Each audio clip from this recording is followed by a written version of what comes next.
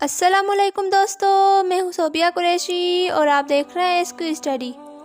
اس video میں آپ جان پائیں گے کہ نماز میں دل کیسے لگایا جائے اور وسوسوں سے کیسے بچا جائے۔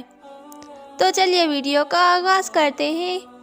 اگر نماز میں دل نہ لگے تو اس کے لیے اتنی بات یاد رکھو کہ نماز میں کوئی کام کوئی پڑھنا بے ارادہ نہ ہو، بلکہ ہر بات ارادے اور سوچ سے ہو۔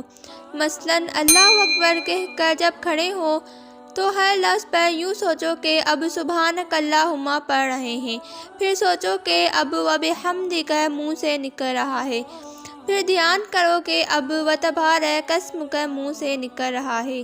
اسی طرح ہر لفظ پر الگ الگ دھیان کرو، پھر الحمد اور سورت میں یوں ہی کرو، پھر رکوع میں اسی طرح ہر دفعہ سبحان ربی العظیم کو سوچ سوچ کر کہو۔ غرض منہ سے جو نکالو دھیان بھی اسی طرف کرو۔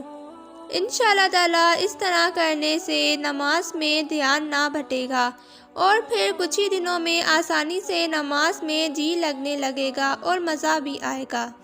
اور اگر آپ نماز میں دل لگانے کی پوری کوشش کریں لیکن پھر بھی نماز میں وسوسے آئیں تو انہیں آنے دو، آپ کی نماز ہو جائے گی۔ اور لوگ یہ کہتے ہیں کہ ہماری تو نماز ہی بیکار ہے، نماز میں دل ہی نہیں لگتا، برے برے خیالات آتے ہیں۔ تو وہ لوگ یہ سوچیں کہ جو یہ نماز میں اللہ تعالیٰ کے سامنے سجدہ کر رہے ہیں وہ یہ کسی اور کے سامنے کر سکتے ہیں؟ نہیں نا، مطلب یہ وہی سجدہ ہے جو صرف اللہ کے لیے کیا جاتا ہے۔ جیسی بھی نماز ہے تو اللہ کے لیے نا، کسی اور کے لیے تو نہیں۔ اور وسوسے کا حل یہ ہے کہ اسے نہ نکالو اور نہ ہی خود سے سوچو، کیونکہ وسوسہ ایک ایسی چیز ہے جتنا نکالو گے اتنا ہی آئے گا۔